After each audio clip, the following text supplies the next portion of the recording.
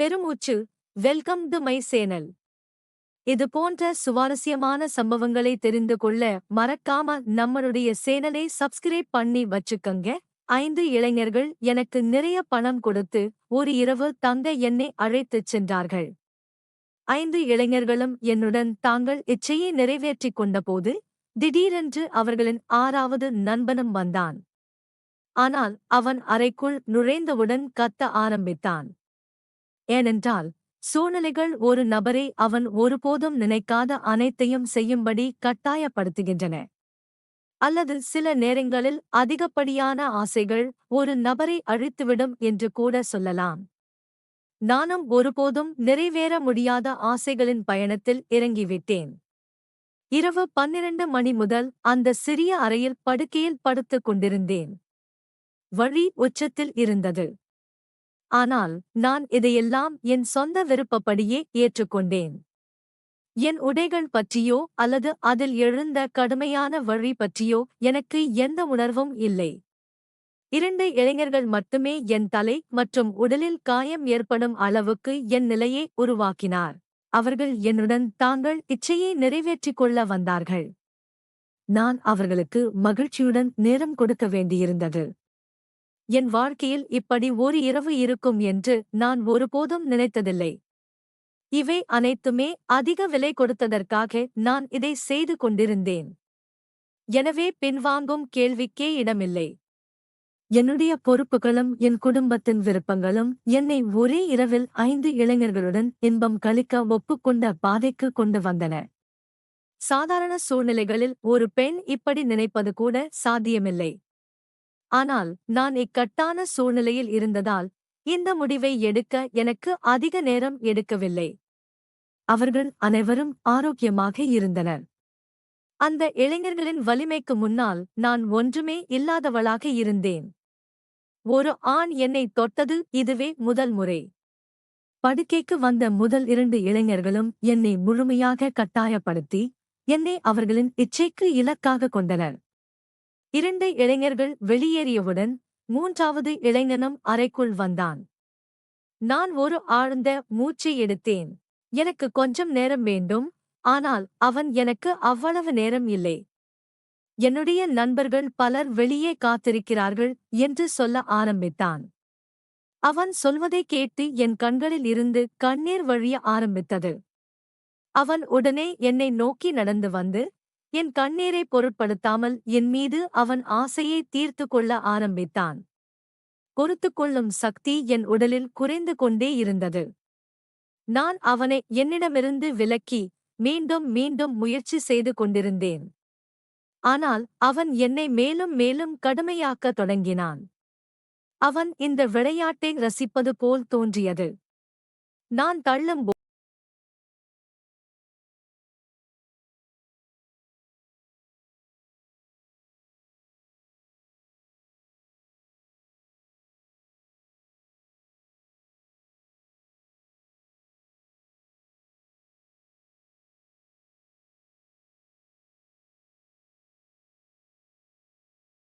இடங்களை விட்டுவிட்டு மீண்டும் ஒரு வாய்ப்பு கிடைத்தால் நிச்சயமாக என்னுடன் நேரத்தை செலவிடுவேன் என்று சொல்லத் தொடங்கினான். முதல் இருவரும் வந்து சென்ற பிறகு நான் என் உடலை பார்த்தேன். என் உடலில் எந்த பகுதியிலும் காயங்கள் இல்லை. 3வது இளைஞன் என் மீது காயங்களை ஏற்படுத்தி என்னை வரம்பிற்கு மேல் காயப்படுத்தினான். அவன் பற்களின் அடையாளங்கள் எல்லா இடங்களிலும் தெரிந்தன. பின்னர் மற்ற 2 சிறுவர்களும் தலா 1 மணி நேரம் என்னை தாங்கள் காமத்தின் இலக்காக வைத்திருந்தனர். அந்த இளைஞர்களுக்கு என் மீது எந்த ஆர்வமும் இல்லை. ஏன் அப்படி செய்ய வேண்டும் என்றால் அவர்கள் என்னுடைய ஒரு இரவை பெரிய தொகைக்கு ஈடாக வாங்கினார்கள். அவர்கள் தாங்கள் பங்கை வசூலித்துக் கொண்டிருந்தார்கள். அந்த இரவு என் வாழ்க்கையில் இருண்ட இரவாக மாறியது. என் நிலை மிகவும் மோசமாக தொடங்கியது. என்னால் சொந்தமாக செயல்பட முடியவில்லை. வலியால் மெதுவாக என் கண்கள் மங்கலாயின. பின்னர் அந்த இளைஞர்கள் தாங்கள் 6வது நண்பன் ஒருவன் வந்திருப்பதாக என்னிடம் சொன்னார்கள். எனக்கு அவர்களை மறுக்கவோ அல்லது எதிர்க்கவோ கூட தைரியமில்லை. அந்த இளைஞன் அறைக்குள் நுழைந்து என் படுக்கைக்கு அருகில் வந்தவுடன் என்னை பார்த்ததும் கத்த ஆரம்பித்தான். அவன் ஏன் கத்தினான் என்று தெரிந்தால் உங்களுக்கே நெஞ்சு வலிக்கும். என் பெயர் ட்விங்கிள். எனக்கு அப்போது 22 வயதுதான் ஆகிருந்தது. நான் பட்டப்படிப்பை முடித்திருந்தேன். ஆனால் இன்றைய காலகட்டத்தில் பட்டப்படிப்பு என்பது ஒன்றுமே இல்லை. மக்கள் இன்னும் சாலைகளின் ஓரங்களில் தாங்கள் பட்டங்களை கையில் ஏந்தி வாழ்கிறார்கள். வேலை தேட சென்றபோது இதை நான் சரியாக உணர்ந்தேன். ஒவ்வொரு நிறுவனத்திற்கு முன்பும் தாங்கள் வேலைக்காக காத்திருக்கும் இளைஞர்களின் பெரிய வரிசை உள்ளது. இது போன்ற சூழ்நிலையில் என்னைப் போன்ற ஒரு பெண்ணுக்கு அனுபவமோ அல்லது பெரிய பட்டமோ இல்லாதபோது ஒரு வேலை எப்படித்தான் கிடைக்கும்? பெருமூச்சு. ஆனால் வேலை தேடுவது எனக்கு மிகப்பெரிய சவாலாக மாறியது. ஏனென்றால் அப்பாவின் மரணம் எங்கள் நம்பிக்கையை உடைத்துவிட்டது. குடும்பத்தில் அப்பா மட்டுமே வருமானம் ஈட்டும் ஒரே நபர். நாங்கள் 3 சகோதரிகளும் திருமணம் ஆகாதவர்களாக வீட்டில் இருந்தோம். என் மூத்த சகோதரி படிக்காதவர். அதனால்தான் சம்பாதிக்கும் பொறுப்பு அவளுடைய தோள்களில் சுமத்தப்படாமல் என் தோள்களில் சுமத்தப்பட்டது. நான் வீட்டை விட்டு வெளியே வந்தபோது நான் அதிர்ச்சி அடைந்தேன். வெளி உலகம் மிகவும் எளிதானது என்று நினைத்தேன். ஆனால் இப்போது அப்பா எங்களுக்காக சம்பாதிக்க எவ்வளவு கடினமாக உழைத்தார் என்பது எனக்கு புரிகிறது. எங்கள் ஆசைகளை நிறைவேற்றுவதற்காக நான் எப்போதும் அப்பா மீது கோபமாக இருந்தேன். என் கோபத்தில் அப்பாவின் முகம் எப்போதும் வாடி போயிருக்கும். அவர் என்னை மிகுந்த அன்புடன் அழைத்து, மகளே, கவலைப்படாதே, ஒரு நாள் உன் அதிர்ஷ்டமும் உயரும். ஆனால் அந்த நாள் வருவதை என்னால் பார்க்க முடியவில்லை என்று கூறுவார். பின்னர் அப்பா தூக்கத்திலேயே இறந்துவிட்டார். காலையில் அப்பா எங்களுடன் இல்லை என்பதை நாங்கள் உணர்ந்தபோது அப்பா எங்களுக்காக எவ்வளவு செய்திருக்கிறார் என்பதை நாங்கள் உணர்ந்தோம். அவர் எங்கள் குடும்பத்தில் இருந்தவரை உலகின் தீய பார்வைகளும் உணவு போன்ற அடிப்படை தேவைகளையும் நாங்கள் இழக்கவில்லை. அப்பா இறந்த சில நாட்களுக்கு எங்கள் அண்டை வீட்டாரும் குடும்ப உறுப்பினர்களும் எங்களுக்கு உதவினார்கள்.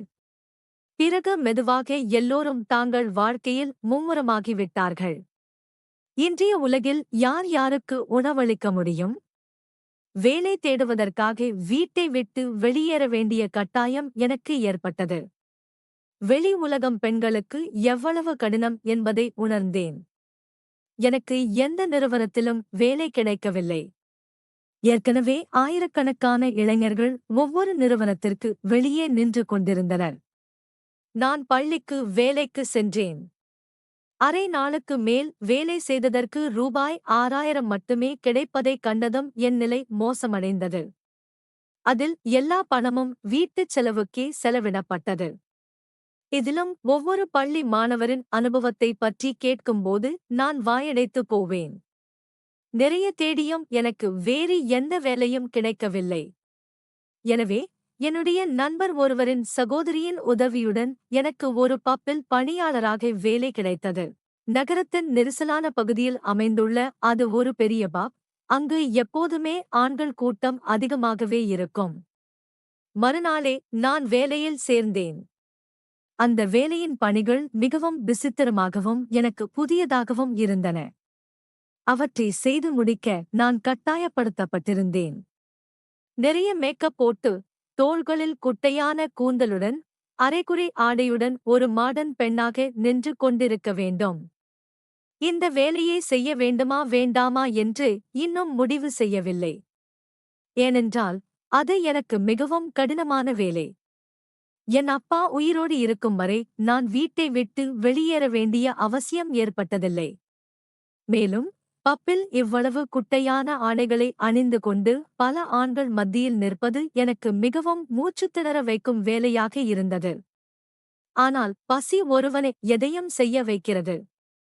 நான் அங்கிருந்து வீடு திரும்பிய போது என் அம்மா வாசலில் கவலையுடன் நின்று கொண்டிருந்தாள்.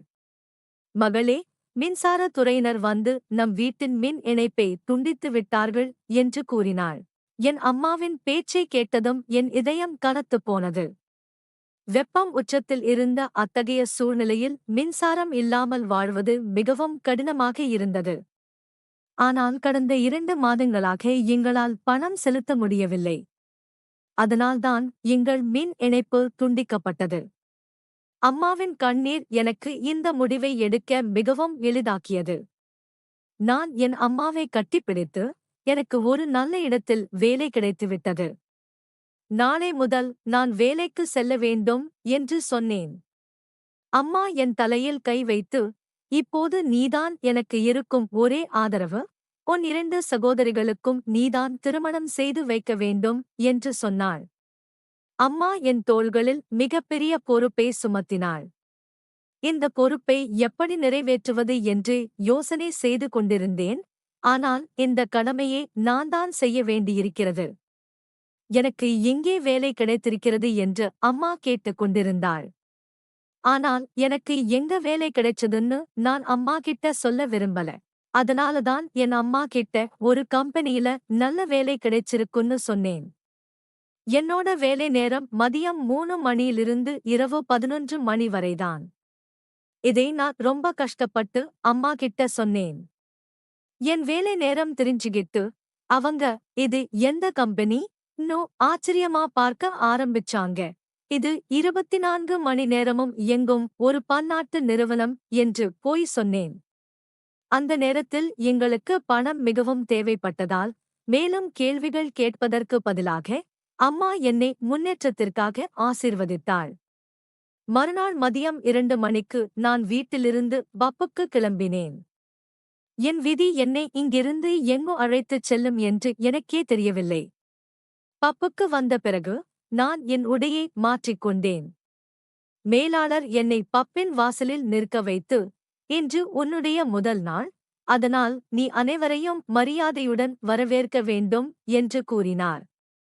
நானும் சரிங்க சார் என்று சொல்ல ஆரம்பித்தேன். சற்று பயத்திலும் இருந்தேன். மேலும் கோபமாக, நீ ஏன் இவ்வளவு சோர்வாக முகத்துடன் வந்துள்ளாய்? முதலில் நீ மேக்கப் செய்ய வேண்டும் என்று கூறினார். நானும் மேனேஜரின் பேச்சை கேட்ட பிறகு எனக்கு வெட்கமாக இருந்தது. ஏனென்றால் நான் மேக்கப் எதுவும் இல்லாமல் இருந்திருந்தேன். அங்கிருந்த இன்னொரு பெண் தன் மேக்கப்பை எடுத்து எனக்கு ஒரு ஆழமான சிவப்பு நிறத்தை கொடுத்தாள். அவள் என் முகத்தில் வேகமாக மேக்கப் போட ஆரம்பித்தாள். அதன் பிறகு நான் கண்ணாடியில் என்னை பார்த்தபோது நானும் ஆச்சரியப்பட்டேன். நான் மிகவும் அழகாக இருந்தேன்.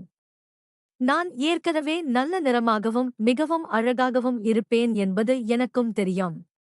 ஆனால் சிறிது மேக்கப்பிற்கு பிறகு நான் முற்றிலும் பளபளப்பாக இருந்தேன். நான் கண்ணாடியில் என்னை பார்த்து கொண்டிருந்தபோது அந்த பெண், உன் அழகை பார்த்த பிறகுதான் இந்த மக்கள் உன்னை இங்கே வைத்திருக்கிறார்கள். இல்லையெனில் வேலை செய்ய நிறைய பேர் இருக்கிறார்கள் என்று சொல்ல ஆரம்பித்தாள். எனக்கு இந்த வேலை கிடைத்தது என் திறமையால் அல்ல, என் அழகால் என்று எனக்கும் தெரிந்தது. வேலையின் இந்த முதல் நாள் எனக்கு மிகவும் கடினமாக இருந்தது. நான் மதியம் 3 மணியிலிருந்து வாசலில் நின்று கொண்டு இங்கு வரும் ஆண்களையும் பெண்களையும் வரவேற்றுக் கொண்டிருந்தேன். பெண்களின் எண்ணிக்கை குறைவாகவே இருந்தது. பெரும்பாலும் ஆண்கள்தான் அதிகம் வந்து கொண்டிருந்தார்கள். இரவு முடியும் போது என் கால்கள் மிகவும் வலித்தன. நான் வீட்டுக்கு கிளம்ப புறப்பட்டேன். நள்ளிரவு 12 மணி அளவில் வீட்டை அடைந்தேன். அம்மா எனக்காக விழித்திருந்து காத்திருந்தாள். நான் அம்மாவுடன் அமர்ந்து இரவு உணவு சாப்பிட்டுவிட்டு உடனடியாக படுக்கையில் படுத்துக்கொண்டேன். அந்நேரத்தில் நான் என் அப்பாவை ரொம்ப மிஸ் பண்ணினேன்.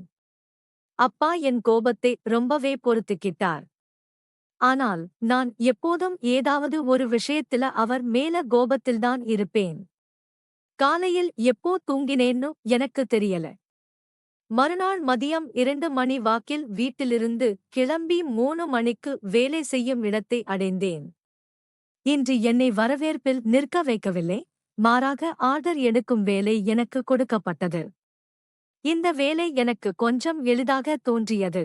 ஆனால் சிறிது நேரத்திற்குப் பிறகு இந்த வேலை அவ்வளவு எளிதானது அல்ல என்பதை உணர்ந்தேன். ஆர்டர் எடுக்க நான் யாரிடமும் சென்றாலும் அவர்களில் பெரும்பாலான ஆண்கள் என்னை தலை முதல் கால் வரை பார்த்து சிரிப்பார்கள். பதிலுக்கு நானும் சிரிக்க வேண்டியிருந்தது. ஏனென்றால் அது என் வேலையின் விதி. அவர்கள் வேண்டுமென்றே ஆர்டர்கள் கொடுக்க நிறைய நேரம் எடுத்துக் கொள்வார்கள். சில சமயங்களில் நான் ஆர்டர் எடுக்கும்போது மிக அருகில் வந்து கிசுகிசுப்பார்கள். அப்போது என் மூச்சு நின்றுவிடும். இந்த பப் என்னை போன்ற பணியாளர்களால் மட்டுமே இயங்குகிறது. இங்கு வரும் பெரும்பாலான ஆண்கள் பெண்களுக்காகத்தான் வருகிறார்கள் என்பதை இப்போது நான் நன்றாக உணர்ந்தேன். நாட்கள் வேகமாக கடந்து கொண்டிருந்தன. நான் இங்கு வேலை செய்யத் தொடங்கி 1 மாதம் ஆகிவிட்டது. இந்த 1 மாதத்தில் நிறைய விஷயங்கள் நடந்தன.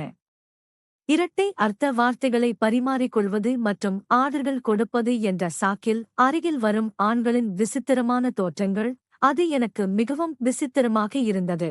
ஆனால் வேலையில் சிறப்பம்சம் என்னவென்றால், சம்பளத்தை தவிர 1 மாதத்தில் டிப்ஸாக நிறைய பணம் சேகரித்தேன். அந்த பணத்தைக் கொண்டு நான் மின்சார கட்டணத்தையும் செலுத்தினேன். மெதுவாக நான் பப்பின் சூழ்நிலைக்கு பழகிக் கொண்டிருந்தேன். ஒவ்வொரு இரவும் ஒரு அறையின் மூலையில் உள்ள மேசையில் 5 இளைஞர்கள் அமர்ந்திருப்பார்கள். நான் அவர்களிடம் ஆர்டர் எடுக்கச் செல்லும்போது அவர்கள் என்னை கூர்ந்து பார்ப்பார்கள். அவர்களில் 5 பேரும் 25 வயதுடைய இளைஞர்கள். இன்றும் நான் ஆர்டர் எடுக்க அவர்களிடம் சென்றபோது அவர்களில் ஒருவன், "நீ இங்கே கட்டாயத்தின் பேரில்தான் வேலை செய்கிறாய், இல்லையா?" என்று கேட்டான். நானும் ஆம் என்றேன். அவன் உடனடியாக தனது விசிட்டிங் கார்டை எடுத்து என் முன் வைத்து, "நீ மிகவும் ஒழுக்கமான பெண் போல இருக்கிறாய். உனக்கு எப்போதாவது ஏதாவது உதவி தேவைப்பட்டால் இதை நினைவில் கொள்" என்று கூறத் தொடங்கினான். யோசிக்காமல் நான் அட்டையை எடுத்து என் பாக்கெட்டில் வைத்தேன். அவனும் சிரித்தான். அதன் பிறகு இந்த போக்கு தொடங்கியது. தினமும் நான் அவங்க கிட்ட ஆர்டர் எடுக்க போகும்போது அவங்க 5 பேரும் ஏதாவது ஒரு கேள்வி கேட்பாங்க. இந்த தினசரி சந்திப்பினால் நாங்க கொஞ்சம் நட்புடன் பழகினோம். 2வது மாசமும் ஒரு கண்ணிமைக்கும் நேரத்துல கடந்து போச்சு. அப்புறம் ஒரு நாள், "அம்மா, உங்க அக்காவுக்கு ரொம்ப நல்ல இடத்துல இருந்து திருமண வரம் வந்திருக்கு. அவங்க சீக்கிரமே கல்யாணம் பண்ணிக்க விரும்புறாங்க"ன்னு சொன்னாங்க. அம்மா சொன்னதை கேட்டதும் எனக்கு கவலையா இருந்துச்சு. ஏன்னா இப்போ வீட்டு செலவுகளை மட்டும்தான் என் தோளில் சுமந்தேன். கல்யாண பொறுப்பை பற்றி யோசிக்கவே முடியல. அம்மா சொல்ல ஆரம்பிச்சாங்க, "நீ உன் கம்பெனியில கடன் வாங்கு. அது ரொம்ப பெரிய கம்பெனிதான்." "கம்பெனி தானே? 1,00,000 ரூபாய் கடன் வாங்கினா உன் அக்கா கல்யாணத்தை நல்லபடியா முடிச்சிடலாம்." என் அக்காவுக்கு 25 வயசு ஆகுது. அம்மா அவளை பத்தி ரொம்ப கவலையா இருந்தாங்க. இப்போது நான் பப்பில் உரிய எளிய வேலை செய்து கொண்டிருக்கிறேன் என்று அம்மாவிடம் எப்படி சொல்ல முடியும்? அதனால் எந்த உண்மையும் அம்மாவிடம் நான் கூறவே இல்லை. எங்கிருந்து லட்சக்கணக்கான ரூபாய் கிடைக்கும்? அம்மா சொல்வதை கேட்டு நான் பதில் எதுவும் சொல்லவில்லை. ஆனால் என் அம்மாவின் கண்களில் நம்பிக்கை ஒளிர்ந்ததை என்னால் தெளிவாக காண முடிந்தது. எனக்கு நிறுவனத்திடமிருந்து கடன் கிடைக்கும் என்று அம்மா உறுதியாக இருந்தாள். என் போய் என்னை எங்கே சிக்கலில் சிக்க வைத்தது என்று யோசனை செய்து கொண்டிருந்தேன். மறுநாள் நான் வேலையில் எப்போதும் கவலையாக இருந்தேன். என்னுடன் வேலை செய்யும் பெண் இதை கவனித்தாள். அவள் என்னிடம், "என்ன விஷயம் ட்விங்கிள்? இன்று நீ மிகவும் கவலையாக இருக்கிறாயே" என்று கேட்க ஆரம்பித்தாள். நான் அவளிடம், "என் அக்காவை திருமணம் செய்து வைக்க வேண்டும். என்கிட்ட பணமே இல்லை" என்று சொன்னேன். இந்த வார்த்தைகளை கேட்டதும், "இவ்வளவு செலவு செய்ய வேண்டிய அவசியம் என்ன? அவளுக்கு எளிமையாக திருமணம் செய்து அனுப்பி வையுங்கள்" என்று திட்ட ஆரம்பித்தாள். அவள் சொன்னதை கேட்டு நான் யோசித்துக் கொண்டிருந்தேன். ஆனால் அவ சொன்னது சரிதான். இவ்வளவு ஆடம்பரம் செய்ய வேண்டிய அவசியம் என்ன? வீட்டுக்கு வந்த பிறகு என் அம்மா கிட்ட என் அக்காவை எளிமையா திருமணம் பண்ணி அனுப்பி வைக்க சொன்னேன். ஆனா நான் சொன்னதை கேட்டதும் என் அம்மா, "அவங்க எல்லோருக்கும் நம்ம பிரச்சனைகள் தெரியாது"ன்னு திட்ட ஆரம்பிச்சாங்க. அந்த பையனின் குடும்பம் ஏற்கனவே வரதட்சணையாக ஒரு நீண்ட பட்டியலை கொடுத்திருக்கு. "உன் அக்காவை நான் வெறுங்கையா அனுப்பினா அவங்க வீட்டுக்காரர்கள் வாழ்நாள் முழுவதும் அவங்க சொல்றதை கேட்டுதான் இருக்கணும்னு சொல்லுவாங்க ஜூட். அம்மா சொன்னதை கேட்டு எனக்கு கோபம் வந்து, அக்காவை இப்படி ஒரு இடத்துல கல்யாணம் பண்ணிக்க வேண்டிய அவசியம் இல்லைன்னு சொன்னேன். அம்மா என் பேச்சை கேட்டு கோபப்பட்டு குறை சொல்ல ஆரம்பிச்சாங்க. பின்னர், கண்ணே, எப்படியோ உன் அக்காவுக்கு நல்ல இடத்துல இருந்து கல்யாண வரம் வந்திருக்கு. நீயும் அதனால தப்பு கண்டுபிடிக்கிற? உன் அப்பா இன்னைக்கு உயிரோடு இருந்திருந்தா நான் உன்னிடம் கெஞ்ச வேண்டிய நிலை வந்திருக்காது. அவங்க எப்படியாவது அவங்க பொண்ணுக்கு பணம் சேர்த்திருப்பார்கள் ஷூட். அம்மாவின் கண்களில் கண்ணீர் வந்தது. அவள் சொன்ன வார்த்தைகள் என் இதயத்தையும் காயப்படுத்தின. அவள் சொன்னது சரிதான். அப்பா உயிருடன் இருந்திருந்தால் எப்படியாவது பணத்தை சேமித்து வைத்திருப்பார். நான் அம்மாவை கட்டிப்பிடித்து சீக்கிரமே பணத்தை ஏற்பாடு செய்வேன் என்று உறுதி அளித்தேன். எனக்கு எங்கிருந்து இவ்வளவு பணம் கிடைக்கும் என்று எனக்கே தெரியவில்லை. ஒரு குடும்பத்தில் தந்தையின் பொறுப்பு எவ்வளவு உன்னதமானது. அவர் தனது உயிரை பணயம் வைத்து குழந்தைகளுக்கு வாழ்க்கையின் அனைத்து மகிழ்ச்சியையும் தருகிறார். அந்த இடத்தை பிடிப்பது எனக்கு மிகவும் கடினமாக இருந்தது. நாட்கள் இப்படி சிக்கலில் கழிந்தன. நான் பப்பின் மேலாளரிடம் பணத்தை பற்றி பேசினேன். ஆனால் நான் சொல்வதை கேட்ட பிறகு அவர் என்னை பார்த்த விதம் வித்தியாசமாக இருந்தது. அந்த 5 இளைஞர்களும் தினமும் பப்பிற்கு வருவார்கள். நான் அவங்க கிட்ட ஆர்டர் எடுக்க போனப்ப ஒருவன் என்னை பார்த்து, என்ன விஷயம்? இன்னைக்கு உன் முகம் முழுக்க வாடி போச்சு என்றான். அவன் சொல்றதை கேட்ட பிறகு என் கண்களில் ஏன் கண்ணீர் வந்திருக்குன்னு எனக்கும் தெரியல. அவன் என் பிரச்சனையை நான் திரும்ப சொல்லணும்னு திரும்ப திரும்ப கேட்க ஆரம்பிச்சான். எனக்கு பிடிக்கலனாலும் நான் என் பிரச்சனையை அவனிடம் சொன்னேன். ஏனென்றால் நான் என் வலியை வெளிப்படையாக வெளிப்படுத்தி நிவாரணம் பெறக்கூடிய ஒருவரை தேடிக் கொண்டிருந்தேன். அவன் சொல்வதை கேட்டதும் அவன் முகத்தில் ஒரு சிறிய புன்னகை வந்தது. இவ்வளவு சிறிய விஷயத்திற்கு நீ ஏன் மிகவும் கவலைப்படுகிறாய்? உனக்கு ஏதேனும் பிரச்சனை இருந்தால் எங்களை நினைவில் வைத்துக்கொள் என்பதற்காகத்தான் எங்கள் விசிட்டிங் கார்டை உனக்கு கொடுத்தேன். நினைவில்லையா என்று சொல்லத் தொடங்கினான். நான் அவர்களின் முகங்களை ஆச்சரியத்துடன் பார்க்க ஆரம்பித்தேன். அந்த 5 தெரியாத இளைஞர்கள் எனக்கு பணம் கொடுப்பார்கள் என்று என்னால் நினைக்க முடியவில்லை. ஆனால் அந்த 5 பேரும் உடனடியாக எனக்கு 1,00,000 ரூபாய் பணம் வழங்க சம்மதித்தனர். நான் அவர்களை பார்த்துட்டு இருந்தேன். 1,00,000 ரூபாய் கொடுப்பது அவர்களுக்கு பெரிய விஷயம் இல்லை. ஆனா நான் அவங்களுக்கு ஏதாவது பிரயோஜனமா இருக்கணுமே.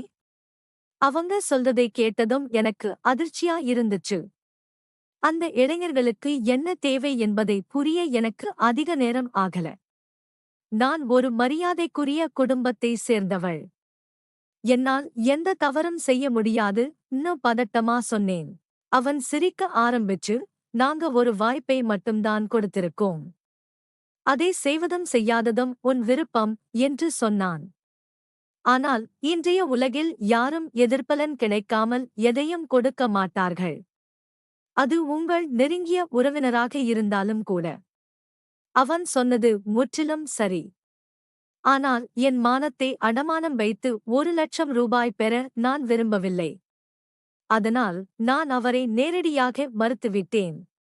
அந்த சூழ்நிலையில் நான் முற்றிலும் சோர்வடைந்து வீடு திரும்பிய போது என் அம்மாவும் சகோதரியும் எனக்காக காத்திருந்தனர். அக்காவின் மாமியாரும் வந்திருந்தார்கள்.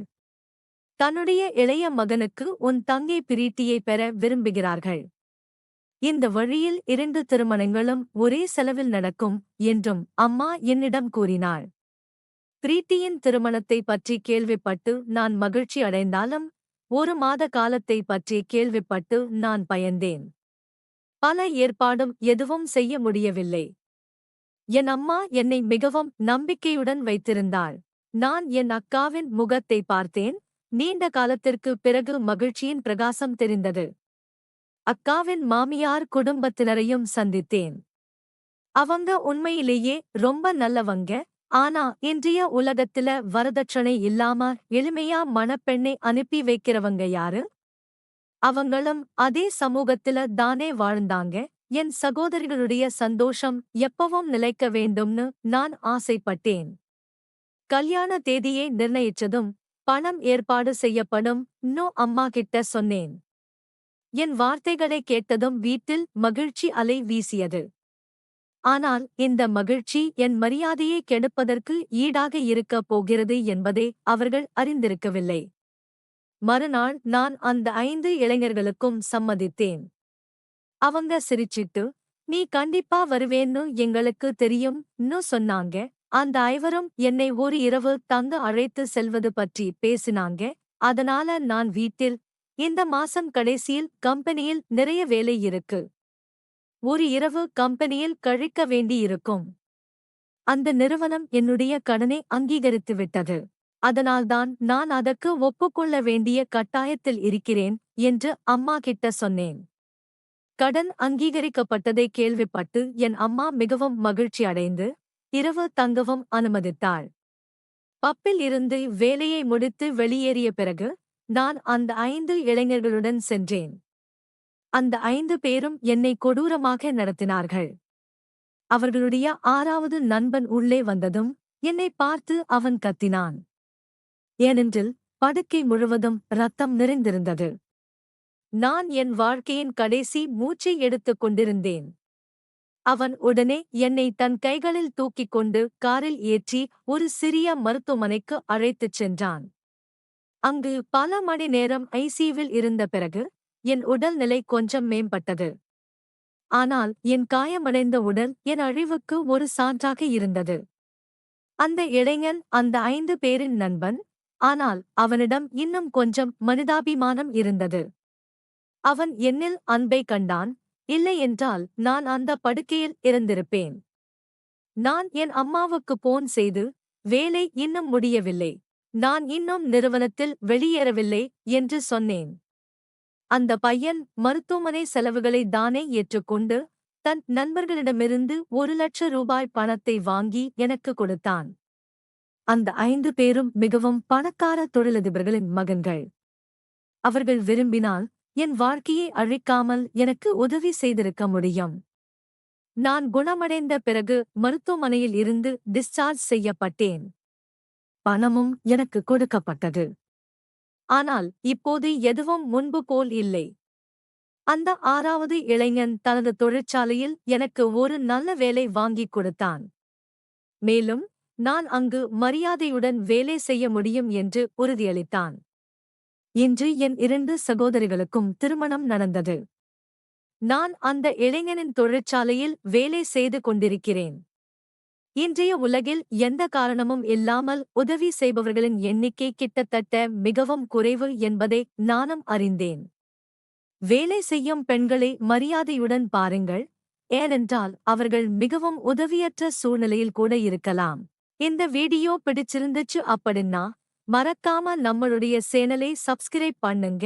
இதை பத்தி உங்களுடைய கருத்துக்களை கீழே இருக்கிற கமெண்ட் செக்ஷன்ல கண்டிப்பா சொல்லுங்க. ஜேடேல் 77